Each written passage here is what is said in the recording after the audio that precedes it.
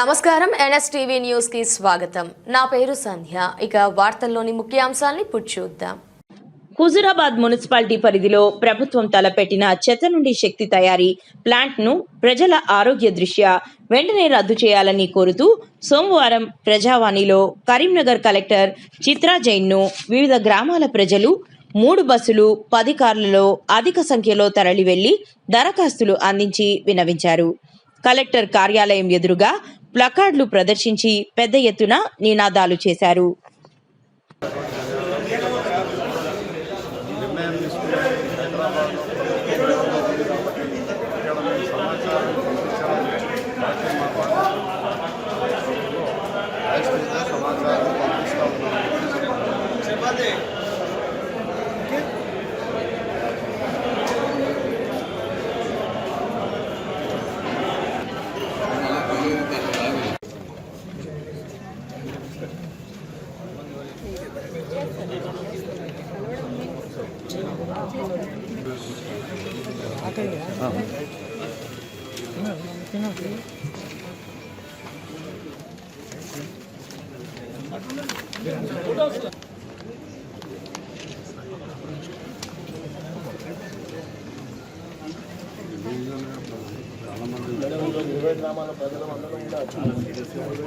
దాదాపు 1000 మంది వచ్చినాం మేడం.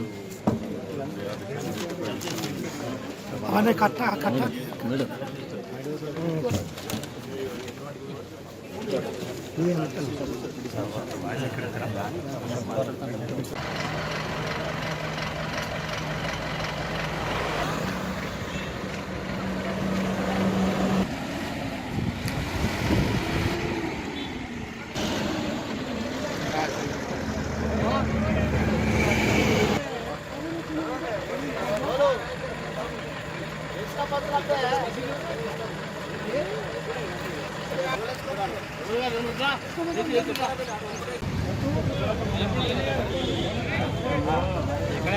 हटाओ हुजूराबाद बचाओ हटाओ हुजूराबाद बचाओ हटाओ हुजूराबाद बचाओ अरे कौन आवाज दे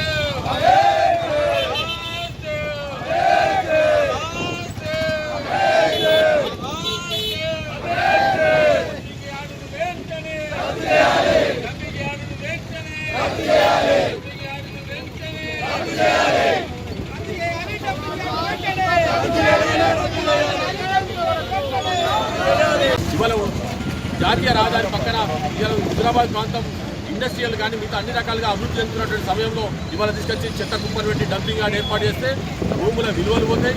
ఇవాళ భూగర్భ జలాలు కానీ ఇవాళ వాయు కాలుష్యం కానీ ఇవాళ అన్ని రకాలుగా ఇవాళ ప్రజల యొక్క ఆరోగ్యాలను ముప్పు తీసుకొచ్చే విధంగా ఇటువంటి ప్రాజెక్ట్ ఏర్పాటు చేస్తే ఎట్టి పరిస్థితుల్లో సహించే ప్రసక్తే లేదు. ఎందాకైనా కొట్టాడడానికి ఇవాళ అందరూ అఖిలపక్షం సిద్ధంగా ఉన్నది. హుజూరాబాద్ ప్రాంత ప్రజలు సిద్ధంగా ఉన్నారు.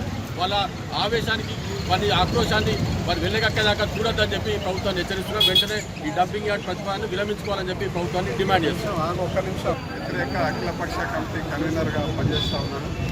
హుజూరాబాద్లో వేస్ట్ ఎనర్జీ ప్లాంట్ ఏర్పాటు చేయాలని ప్రభుత్వం ప్రతిపాదించినటువంటి క్రమంలో దాన్ని విరమించుకోవాలని చెప్పి ఈ సందర్భంగా స్పష్టంగా డిమాండ్ చేస్తూ ఉన్నాం. ఇవాళ రాజకీయ పార్టీలు 30 రోజులుగా ఈ రోజు 29 రోజుల నాటి కనుక ఏర్పాటు చేస్తే కరీంనగర్ చెత్త, వరంగల్ చెత్త, 7-8 మున్సిపాలిటీలకు సంబంధించిన చెత్త తీసుకొచ్చి మనం హుజూరాబాద్లో వేస్తామంటే మేము అందరం ఊరుకోమని చెప్పి సందర్భంగా తెలియజేస్తూ ఉన్నాం. ఒక సీడ్ బౌల్ ఆఫ్ తెలంగాణగా ఉన్నటువంటి హుజూరాబాద్ ప్రాంతాన్ని రాష్ట్రంలోనే పెద్ద ఎత్తున వరి సీడ్ ఉత్పత్తి చేసే ప్రాంతాన్ని ఒక చెత్త కుప్పగా మారుస్తామని చెప్పి పాలకులు భావిస్తూ ఉన్నారు. దీన్ని తీవ్రంగా ఖండిస్తూ ఉన్నాం.